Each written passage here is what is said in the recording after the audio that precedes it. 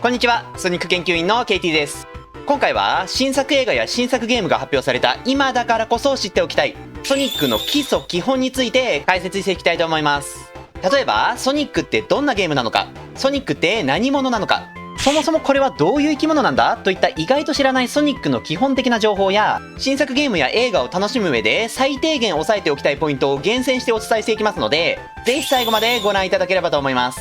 特にソニック・ザ・ムービー2を見てソニックに興味を持った方や、これから映画を見に行く予定だといった方にとってはめちゃくちゃ面白い動画になっていますので、ぜひ楽しんでいってくださいね。それでは早速スタートです。まずはソニックって一体何者なのという話からしていこうと思います。ソニックのフルネームはソニック・ザ・ヘッジホッグ。このヘッジホッグというのは英語でハリネズミという意味なので、ソニックというキャラクターはまずハリネズミをモチーフにしたキャラクターということになります。だから頭がトゲトゲしてるんですね。そしてソニックを語る上で最も重要なのは、ソニックがセガの看板キャラクターであるという点です。これはちょうど任天堂というところのマリオと同じポジションになります。実際ソニックはセガのマリオを作ろうというコンセプトで生み出されたキャラクターなので、言ってしまえば生まれながらにしてセガという会社の看板になることを宿命づけられていたというわけです。ということでセガのマリオとして生み出されたソニックなんですが、じゃあマリオと同じようなキャラクターなのかと言われると決してそんなことはなくて、本家マリオとは全く違うキャラクターに仕上がっています。中でもマリオと大きく違う点がスピードと性格で、まずスピードについてはソニックの代名詞とも言えるくらいの超重要項目です。ソニックイコール速いというイメージを持っている方はたくさんいらっしゃるかと思うんですけど、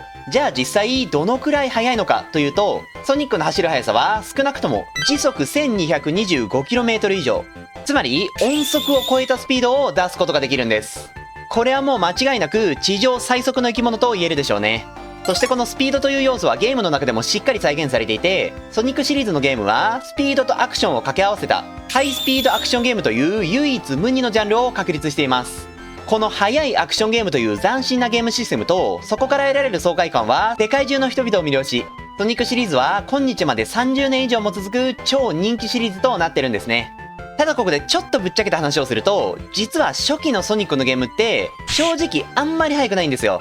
それでも他のアクションゲームと比べると十分速いんですけど、初期のソニック作品は敵や仕掛けが割と多くて、どちらかというとアクション要素強めなんですね。ソニックのスピードが前面に押し出されてくるのは1998年発売のソニックアドベンチャーを皮切りに始まった 3D ソニックシリーズから、特に2008年に発売したソニックワールドアドベンチャーというゲームはスピード感の演出にとことんこだわっていて、ご覧のように非常に爽快感のあるプレイを楽しむことができます。ソニックの代名詞であるスピードをこれでもかってくらい体験できるので、シリーズ中でもかなり人気の高い作品です。ただここで誤解のないように言っておきたいんですけど、じゃあスピード感のない初期のソニックは面白くないのかといったら、決してそんなことはありません。確かに 3D ソニックと比べるとスピード感は劣りますが、その分この 2D のソニックはアクションゲームとしての完成度がめちゃくちゃ高いんですね。無理にスピードを出そうとしなくても、普通に敵や仕掛けに対処しながら進んでいくだけでめちゃくちゃ面白いです。もちろん慣れてきたらどんどんスピードも出せるようになっていくので、自分の成長を感じやすいというのも 2D ソニックの大きな魅力ですね。このように初期の 2D ソニックと最近の 3D ソニックはゲーム性こそだいぶ違うんですが、どちらの方が優れているとかはなくて、それぞれ違う魅力を持った素晴らしいゲームなんです。なのでぜひ皆さんにはこの 2D ソニックと 3D ソニックどちらも遊んでみていただきたい。今から遊ぶのであれば 2D ソニックなら今年6月に発売したばかりのソニックオリジンズ、 3D ソニックなら昨年発売されたソニックカラーズアルティメットというゲームがおすすめです。どちらも現在の最新ハードに対応していますし、またソニック初心者でも遊びやすいように難易度が優しめになっているので、これからソニック始めてみようと思っている方はぜひやってみてください。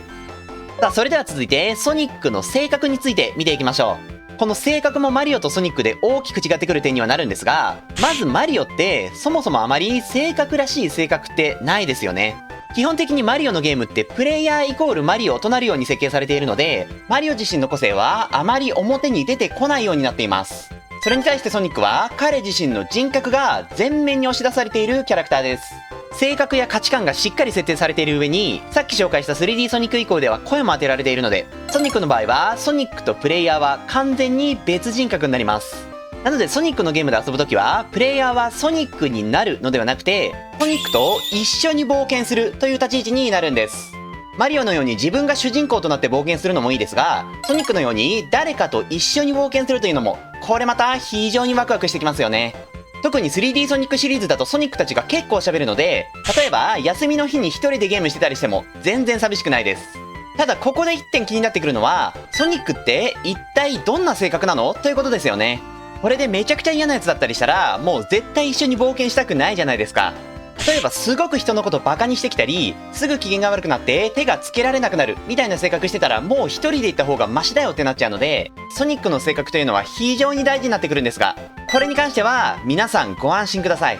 ソニックの性格を一言で表すとしたら、常軌を逸したイケメンです。ソニックはいつでも心に余裕を持っていて、どんなに危機的な状況でも決して焦ったりしません。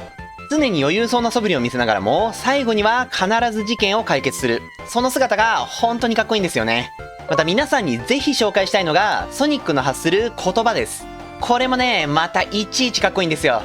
例えば、自分のやるべきことが分からず悩んでいる女の子に対して、走り出さなきゃ何も始まらないんだぜ。悩む暇があったら走るんだ。無実の罪で拘束されたソニックが脱走する際には、機内上映も機内食もないんじゃねえ。それに俺は走る方が好きなのさ。そして敵から薄汚いネズミという暴言を吐かれた際には、俺は薄汚いネズミなんかじゃない。ちょっとすごいハリネズミなんだよ。どうですか皆さん、めちゃくちゃかっこよくないですか？こんなセリフがさらっと言えてしまうあたり、本当にイケメンですよね。そしてこのクールな性格は主にアメリカやヨーロッパを中心に大受けしていて、ソニックというキャラクターの人気を確固たるものにしています。例えば1992年にアメリカで実施された人気投票では、あのエンタメ界の王者を抜き去り、2008年にイギリスで実施された人気調査では、マリオやリンク、ピカチュウといった強豪たちを抑えて、堂々の1位に輝いてます。さらにソニックの活躍の場はゲームの中だけにとどまらず、漫画やアニメ、そして現在公開されている実写映画、それだけじゃなくて、なんと新たに発見された遺伝子だったり、木星探査機のデザインにもなっちゃってるんですね。もはやエンタメ界だけじゃなくて、科学の世界にも進出してしまってるわけです。人気のキャラは数あれど、ここまで幅広い分野で活躍しているキャラクターは、これなかなかいないんじゃないかと思います。ソニックがいかに世界中で愛されているかということがよくわかりますよね。さあ、ということでここまでで、ソニックがどんなゲームなのかという点や、ソニックというキャラクターの個性について解説してきたので、皆さんソニックについてかなり詳しくなってきたかと思うんですが、最後にもう一つだけ忘れちゃいけないのが、ソニックシリーズにおける宿敵についてです。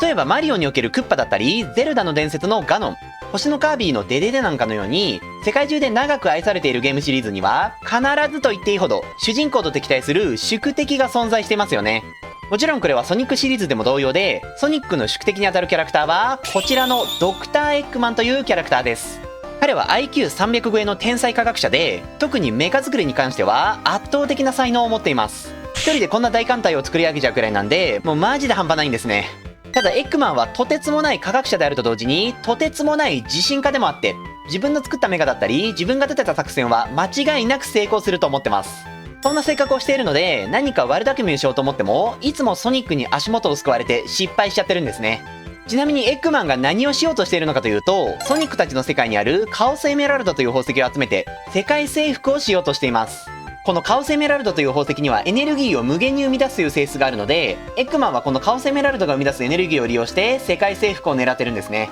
ちなみにこのカオスエメラルドは全部で7つあって、普段は世界中の至るところに散らばっているんですが、ソニックがこのカオスエメラルドを7つ全て集めると、スーパーソニックという姿にパワーアップすることができます。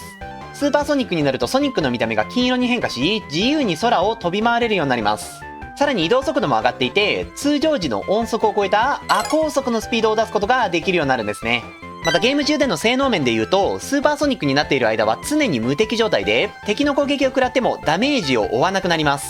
そのため仕掛けや敵が多い初期の 2D ソニックであっても、それらを一切無視して駆け回ることができるんですね。また 3D ソニックのゲームではラスボス戦でこのスーパーソニックに変身することもあるんですが、その変身シーンはもう鳥肌必至の超激アツシーンになっています。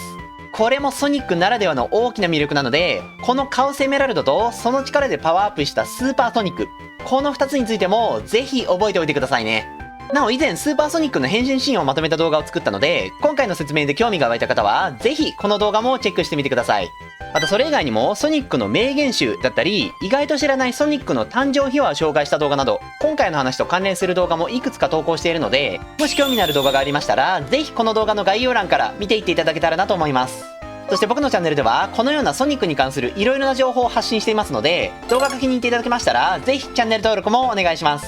といったところで、今回の動画はここまでで終わりたいと思います。この動画を最後まで見てくださった皆さんは、もうソニックの基礎基本についてはバッチリです。今回紹介した情報を知った上で映画やゲームに触れると今までより一層楽しめると思いますので、ぜひ皆さんソニックを楽しんでくださいね。それでは次の動画でお会いしましょう。